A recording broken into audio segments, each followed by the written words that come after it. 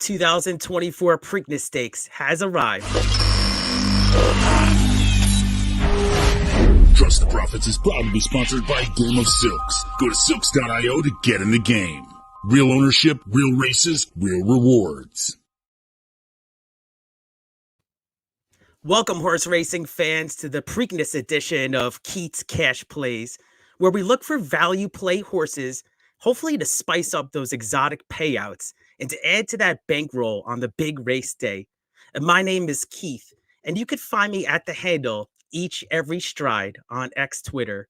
Appreciate you joining me. I'll be looking at price play potentials throughout the card here at Old Hilltop. I'll also be giving you my analysis for the big Preakness Stakes, second jewel of the Triple Crown. It's really turned into an interesting race, and we had some breaking news today as I record this. Recording this on Wednesdays, Muth, the morning line favorite, has scratched. So unfortunately, a scratch there with a fever shipping from the West Coast. So we'll get into that. That really changes the dynamic of the race. And I'll really look at some contenders also. As far as this, a lot of contenders actually from the Kentucky Derby field are here in the Preakness.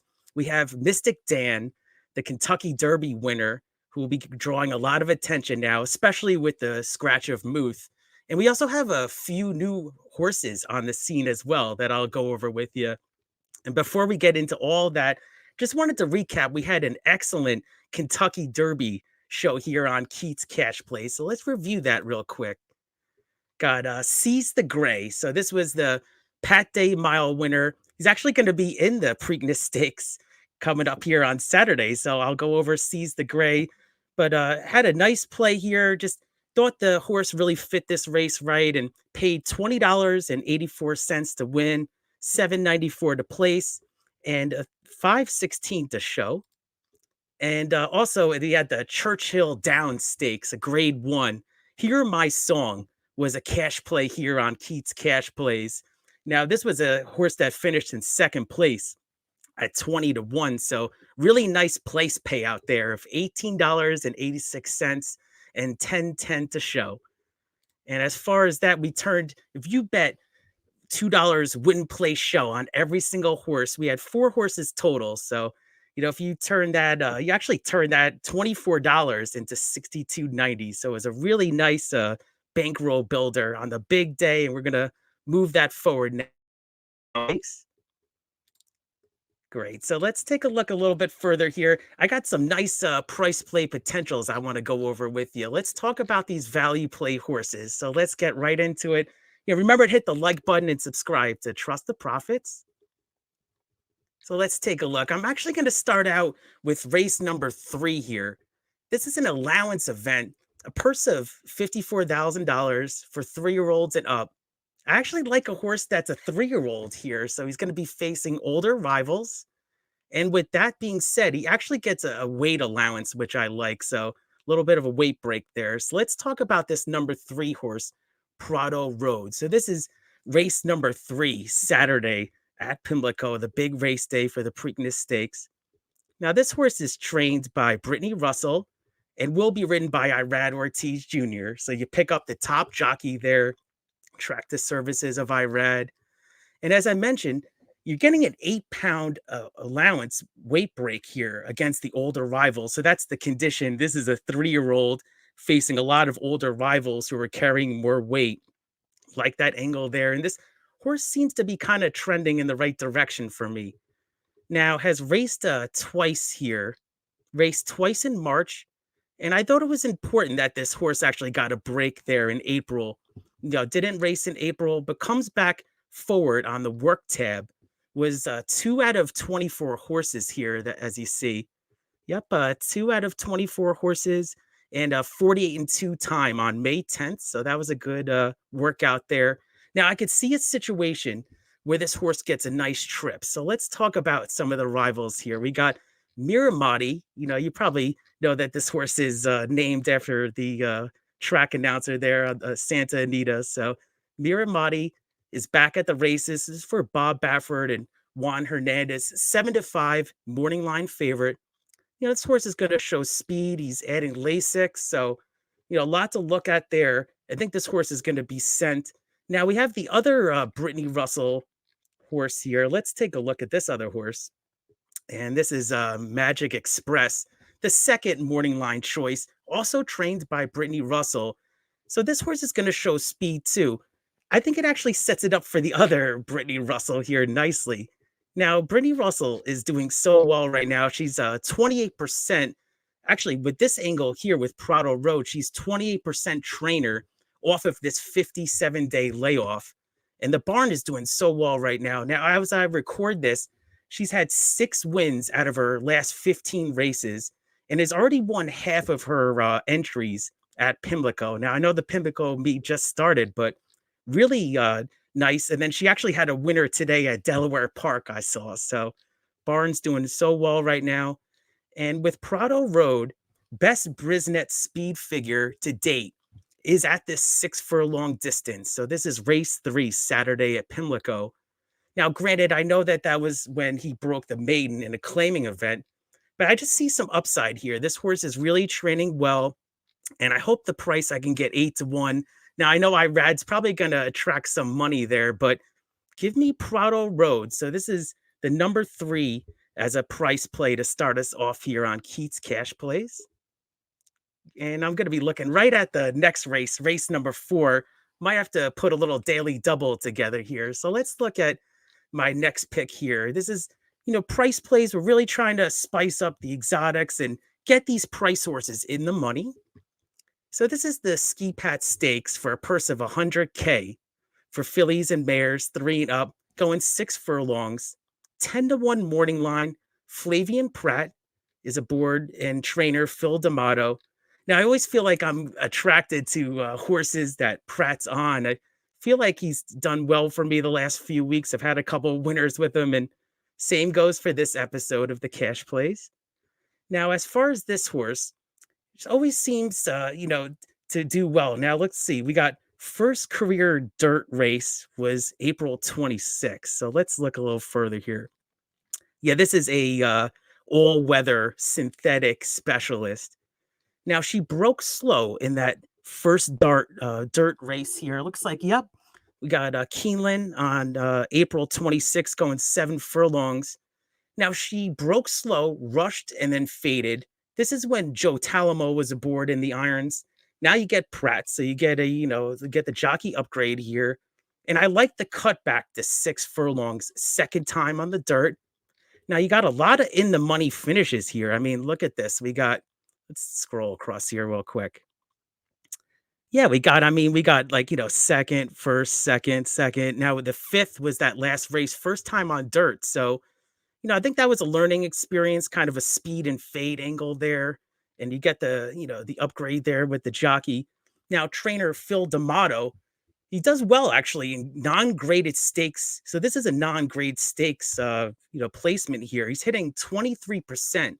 And the jockey trainer combo, they always do well together. So I also do like the 5 furlong workout. So let's look at that. We got the 5 furlong workout coming back on the work tab on May 11th, 6 out of 30 horses. I like the pedigree. I'm sure my friend here at Trust the Profits, Jessica Tug, will probably agree with me on this. This is a Ghost Zapper out of it looks like a Cat Dancer. So yeah, we got a nice pedigree there. We got Ghost Zapper sire stats. Now, I wanted to bring this up because of the weather report. The weather report looks a little, rainy and thunderstorms. So Ghost Zapper sire stats are 20% in the mud, and the damn Cat Dancer Storm Cat. That's where Cat Dancer is out of, is 19%. So I think if the weather actually is rainy, this could really upgrade the horse here as well. So I'm actually looking at this horse here for Swall. So this is, a nice pick here, I think. It likes to pass horses too. So that's one of my angles here on the show. Really likes to pass horses.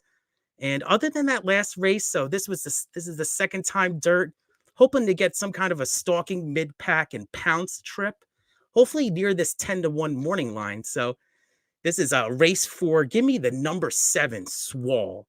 So that's going to be my second cash play here. Let's go all the way to race 12 here. And if you think that this horse is familiar on Keats Cash Plays, he is, because I've actually had this horse as a cash play before. It was the episode I had with Matthew DeSantis, Failed to Menace. So my good friend there, Matthew DeSantis, and appreciate his support and everybody's support. So let's see. We got, race number 12. So this is the dinner party stakes, a grade 3 going 1 mile and 1/8 on the turf. And I really like Adhamo here. So Adhamo, really just a big, really faced some top horses from around the world. And I'll talk about that. So this is an old cash play here. This is a Chad Brown trainee and will be ridden by, you guessed it, Flavian Pratt. So I've landed on a couple of Pratt horses here. Now, this horse, as I said, is a faced against Augusta Rodin and Up to the Mark and Nation's Pride and so on. So, long list of competitors, top turf horses that this horse has faced off against. And what I do like here is that, again, the weather, you got to factor that in with your handicapping. I really think that that's a big angle, especially with this, with the big forecast, the mud. Now we're going to get some soft going on the turf. Hopefully, everything will be a go on the turf. Now, as far as at Hamo, he's raced well on off turf before in soft going on in Europe. And I also like the angle. This horse was my cash play back at the fairgrounds. He was on the rail. I think he kind of just needed that last effort. Gets off of the rail now, draws the 7 post. This is the third off of the layoff angle here, too. So, as I mentioned, I mean, look at this. Look at these PPs here. I mean, this is going to be, 8-1 morning line. I don't think you're going to get 8-1. Now, you are facing a lot of other top competitors in here, like Emmanuel, but I just think that this horse is too much class here. Now, this is a grade 3. So this horse is actually raced in 10 consecutive grade 1s. The last race at Fairgrounds was a grade 2. So now we're going into a grade 3, hoping for the wake up call, that I'm saying. So it's been a little while in between drinks here for Ed Hamo, but I like the 6 total workouts leading up for this race. So let's take a look at that. Yeah, we got 6 total here. So really like that. So it's kind of just been in the plans for Chad and the connections ever since that fairgrounds race in March. Horse has had some time off and I think will run very well. Now, I just think that it's a spot. I mean, this is the spot. You get off the rail, hopefully a wake up call on the grade 3. So give me Ed Hamo in the Dirter Party Stakes there. That's race 12. And now we're going to talk about the Preakness Stakes. So let's talk about it. Now, I wanted to go over a little bit of Preakness. Now, as I mentioned, we got the big news today. Unfortunate news that Muth is out. So Muth, ran a temperature after shipping from the West Coast, spiked a fever. So, Muth, the morning line favorite, is out. So that leaves some questions to me. And I really think that it could maybe even make things a little easier for Mystic Dan. So let's take a look a little further. I'm going to go through each competitor here for you. So we got Mugatu is the number 1 horse. Horse is probably going to be up against it. I mean, it has improving speed figures, finished 5th in the Bluegrass Stakes is kind of turned into another big prep now. I mean, you look back at it, you had Seize the Gray come back, win the Pat Day Mile, who's actually in this field too. Sierra Leone went on to win the Bluegrass Stakes. It was a game second. I mean, you saw that thrilling 3-horse photo there in the Kentucky Derby. I mean, what a race. I mean, if you saw that race, if you weren't even a big fan of horse racing and you saw that race, I mean, that is incredible. You'll always remember that race. So great Kentucky Derby performance there by Sierra Leone, who's now going to be pointed to the Belmont at Saratoga. And I just think, the horse Mugatu is improving. Not really, could get, maybe an underneath kind of check, maybe like a 5th place. I really would be hard for me to press past 5th place, but never know. Horses raced many times already in his career. So Mugatu has got a little bit of a look maybe underneath. Now let's talk about Uncle Heavy. Horse Uncle Heavy is won the Withers, an impressive run, and had a wide post in the Wood Memorial, finishing 5th. Just a wide trip throughout. So that was Uncle Heavy. I thought this horse actually looked tremendous coming off of the Horse Fan. Looked really strong. I've seen, on Twitter in the videos of, when these horses arrive at Baltimore for the big race day. Horse looked very strong to me. Really think that he's live to get like some sort of big piece underneath. I don't necessarily have him as a win candidate, but actually, funny side thing is I have a $2 future wager on the Preakness on this horse, 99 to 1. I just said, the connections are going to point to this. So, yeah, you never know. I mean, this horse in the Withers was very impressive. Going to have to step up and is facing, maybe some horses that are maybe a little bit ahead of him right now in the game in the, in this season, but could get a piece of it. Number 3 is Catching Freedom. Now, as if you watch this show, I mean, I've been a huge Catching Freedom fan. This news really caught me off guard, but I'm very excited for his chances here. Finished fourth in the Kentucky Derby. This is such a rare Brad Cox move, to bring this horse back 2 weeks later in the Preakness. The only other runner, I believe, that he did this with is Tawnyport, who now is, a turf route specialist that I see. So it's great that we have another, Kentucky Derby contender in the Preakness. So I really think that Catching Freedom has a big shot here. And let's take a look a little further here. Now, we do have the big important scratch, of course, of Muth. So that was, the big news that dropped down on Wednesday as I record this. So, makes the whole field totally different now. We got the Kentucky Derby winner, number 5, Mystic Dan. What an impressive ride there by Brian Hernandez, skimming the rail, saving every inch of ground and getting through, just like the Southwest. So just held on at the wire. I really think that the weather is going to be a big factor for Mystic Dan too. I mean, he really welcomes the wet going. I think that, that's going to make him pretty tough there. But my question is, can he actually get the rail skimming trip? Can he get that? Now he does move inside one. Actually, we got Muth out, so he actually, yeah, moves inside one more. So that's actually going to help him. And I like his chances big time here. It would be so cool for the sport if he could pull this out for the Preakness Stakes and really hype it up for the Belmont at Saratoga. Seize the Gray. So this was the Pat Day Mile winner. We had him, on the last episode of Keats Cash Plays. Really ran well. I mean, he was up close to the pace. And I think the mile is a good distance for him. I'm not so sure. I know that there was some feedback that he could really stretch out and show you something. I don't know. I mean, I think this horse is kind of a 1 mile type. This is owned by my racehorse. I think he's going to be a factor up front. I'll get into the speed a little bit. I think he's going to be kind of close, and we'll see what kind of trip he can get. So up close kind of speed. Just Steel, the number 7. I mean, this is the young war horse of this crop here. Yeah, I just thought he was ridden in the Kentucky Derby with no shot. I mean, he was just like, speed and fade. Now you get Rosario, which is interesting to me. So you can really kind of rate a little bit. I just have questions. I mean, the long campaign. I mean, incredible that this horse is on this kind of campaign. And, you never know. I mean, could get a nice routing trip. I'm going to kind of maybe use him very underneath. I can't have him on top. And then number 8, Tuscan Gold. He's really the wild card for me in this race. With Chad Brown is done this move before, as you know, with these nice, fresh horses coming in for the Preakness. He's won it with this angle with cloud computing and early voting. So it's a move that has had strong results in recent years.